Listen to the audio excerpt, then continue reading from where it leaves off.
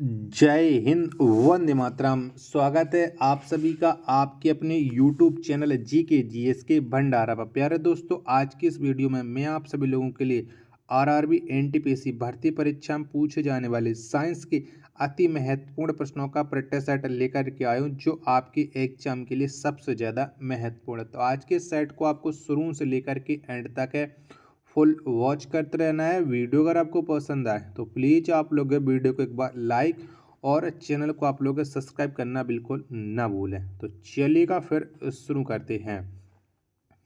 तो पहला प्रश्न आ जाता है कि जीव विज्ञान का जनक किसे माना जाता है। तो बताओ किसे मानते हैं हम जीव विज्ञान का जनक। तो अरस्तु को जीव विज्ञान का जनक माना जाता है। पहले प्रश्न का बी ऑप्शन करेक्ट आंसर हो जाएगा। प्रश्न संख्या 2 आ जाता है कि चिकित्सा शास्त्र के जनक कौन है। तो बताओ कौन है चिकित्सा शास्त्र के जनक। प्रश्न संख्या 2 का राइट आंसर क्या हो जाएगा। तो हिप्पोक्रेटस ये चिकित्सा शास्त्र के जनक हैं। दूसरे प्रश्न का ए ऑप्शन देने वालों का राइट आंसर हो जाएगा।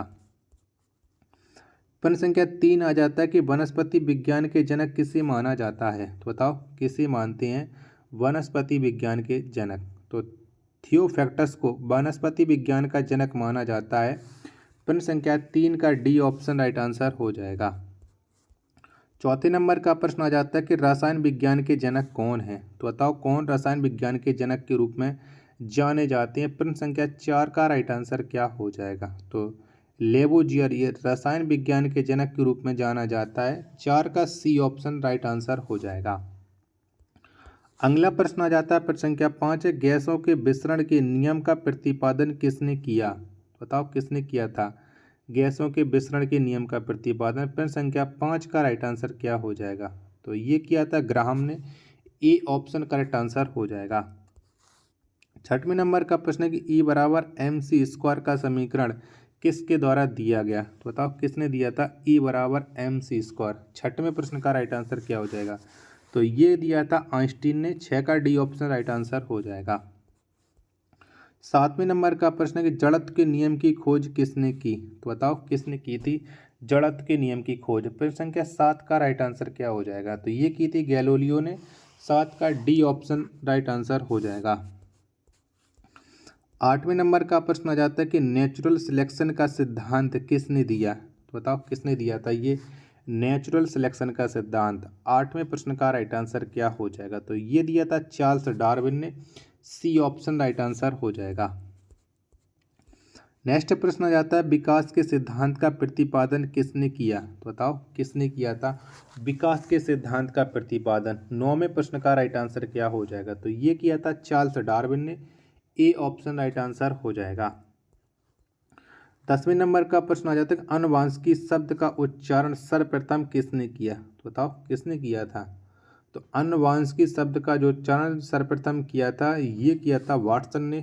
10 का डी ऑप्शन राइट आंसर हो जाएगा। 11वें नंबर का प्रश्न है कि सबसे पहले जीन शब्द का प्रयोग किसने किया। तो बताओ किसने किया था जीन शब्द का प्रयोग। तो ये किया था जोहानसन ने। 11 का सी ऑप्शन राइट आंसर हो जाएगा। 12वें नंबर का प्रश्न है कि जीन कहाँ अवस्थित होता है। तो बताओ कहाँ पर होता है जीन। 12वें प्रश्न का राइट आंसर क्या हो जाएगा। तो ये किया था गुणसूत्र में। 12 का ए ऑप्शन देने वालों का राइट आंसर हो जाएगा। प्रश्न संख्या 13 आ जाता है खून का रंग लाल किसके कारण होता है। तो बताओ किसके वजह से खून का रंग लाल होता है। 13वें प्रश्न का राइट आंसर क्या हो जाएगा। तो ये हीमोग्लोबिन की वजह से खून का रंग लाल होता है। 13 का डी ऑप्शन राइट आंसर हो जाएगा। वीडियो पसंद आ रही होगी तो प्लीज़ आप लोग वीडियो को लाइक और चैनल को आप लोग सब्सक्राइब करना बिल्कुल ना भूलें। 15वें नंबर का प्रश्न है कि हीमोग्लोबिन किसका यौगिक है। तो बताओ किसका यौगिक है। तो हीमोग्लोबिन जो यौगिक है वो है प्रोटीन का। 14 का बी ऑप्शन करेक्ट आंसर हो जाएगा। प्रश्न संख्या 15 आ जाता है कि प्लेटलेट्स की मृत्यु कहाँ होती है। तो बताओ कहाँ पर होती है। तो प्लेटलेट्स की जो मृत्यु होती है वो होती है आपकी प्लीहा में। यानी 15 का बी ऑप्शन राइट आंसर हो जाएगा। 16वें नंबर का प्रश्न आ जाता है रक्त का कितना प्रतिशत भाग प्लाज्मा में होता है। कितना प्रतिशत होता है ये आपको बताना है। 2 ऑप्शन ये आप लोग देख लीजिएगा। बाकी के 2 ऑप्शन मैं आपको और दिखा रहा हूँ प्रश्न संख्या 16 के। जब तक आप लोग वीडियो को लाइक करके चैनल को आप लोग जरूर सब्सक्राइब कर लीजिएगा। तो बताओ प्रश्न संख्या 16 का राइट आंसर क्या हो जाएगा, कितनी परसेंटेज होता है? तो ये होता है 60%। सी ऑप्शन राइट आंसर हो जाएगा। 17 नंबर का प्रश्न आ जाता है कि ब्लड बैंक कौन कहलाता है? तो बताओ इनमें से किसे कहा जाता है ब्लड बैंक? 17वें प्रश्न का राइट आंसर क्या हो जाएगा? तो पीलिया को कहा जाता है। ए ऑप्शन राइट आंसर हो जाएगा। 18वें नंबर का प्रश्न कि आरबीसी का कब्रिस्तान कौन कहलाता है? तो बताओ किसे कहते हैं आरबीसी का कब्रिस्तान? तो पीलिया को कहा जाता है आरबीसी का कब्रिस्तान। 18 का डी ऑप्शन राइट आंसर हो जाएगा। 19वें नंबर का प्रश्न आ जाता है कि ब्लड बैंक में रक्त कितने डिग्री फ़ारेनहाइट पर सुरक्षित रखा जाता है?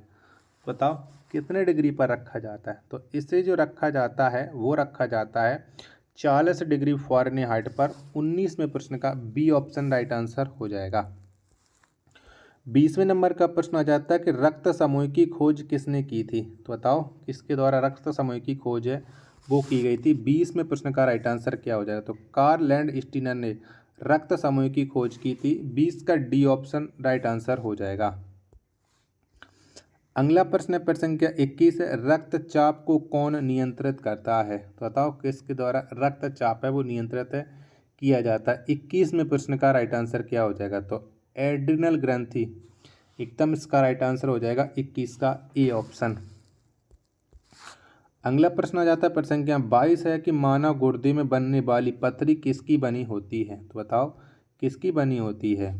तो मानव गुर्दे में बनने वाली जो पथरी होती है ये बनी होती है कैल्शियम ऑक्जेलेट की। 22 का बी ऑप्शन राइट आंसर हो जाएगा।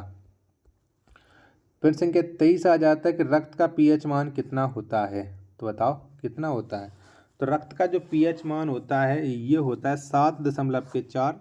23 का सी ऑप्शन राइट आंसर हो जाएगा। 24वें नंबर का प्रश्न आ जाता है कि रक्त परिसंचरण तंत्र का अध्ययन सर्वप्रथम किसने किया था? तो बताओ किसने किया था? तो रक्त परिसंचरण तंत्र का जो अध्ययन सबसे पहले किया था वो किया था विलियम हार्वे ने। 24 का ए ऑप्शन करेक्ट आंसर हो जाएगा।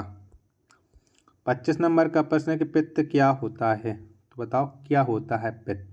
तो पित्त पीले हरे रंग का क्षारीय द्रव होता है। 25 का सी ऑप्शन राइट आंसर हो जाएगा। 26वें नंबर का प्रश्न आ जाता है कि यकृत में भविष्य के लिए कौन सा विटामिन सुरक्षित रहता है? तो बताओ कौन सा विटामिन रहता है? 26वें प्रश्न का आंसर आपको देना है। तो ये रहता है विटामिन ए। 26 का ए ऑप्शन करेक्ट आंसर हो जाएगा। 27वें नंबर का प्रश्न आ जाता है कि विषाणु की खोज किसने की थी? तो बताओ किसके द्वारा विषाणु की खोज है वो की गई थी? तो ये की थी इवानोव्स्की ने विषाणु की खोज। 27वें प्रश्न का सी ऑप्शन राइट आंसर हो जाएगा।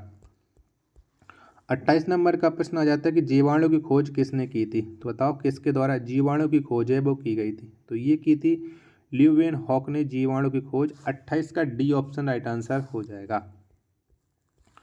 29वें नंबर का प्रश्न आ जाता है कि प्रकाश वर्ष किसका मात्रक होता है? तो बताओ ये किसका मात्रक होता है प्रकाश वर्ष? 29वें प्रश्न का राइट आंसर तो ये होता है दूरी का। 29 का सी ऑप्शन राइट आंसर हो जाएगा।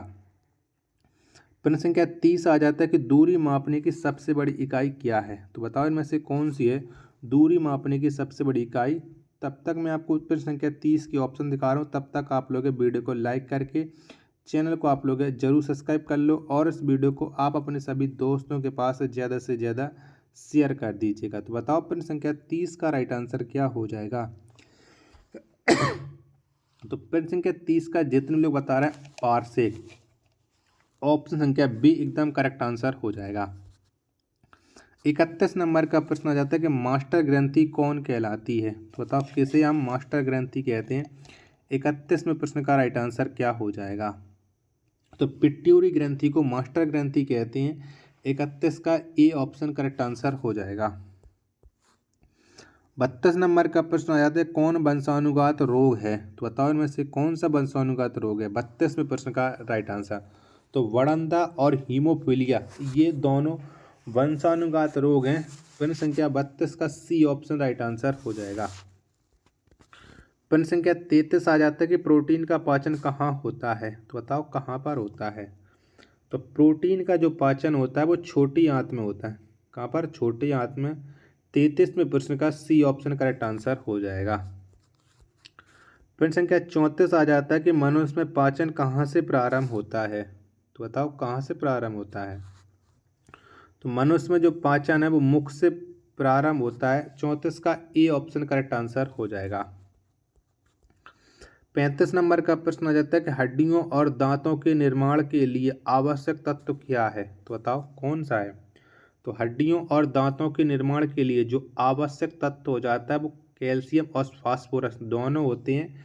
35 का सी ऑप्शन राइट आंसर हो जाएगा। 36 नंबर का प्रश्न है काला शीशा कौन कहलाता है? तो बताओ किसे कहते हैं हम काला शीशा?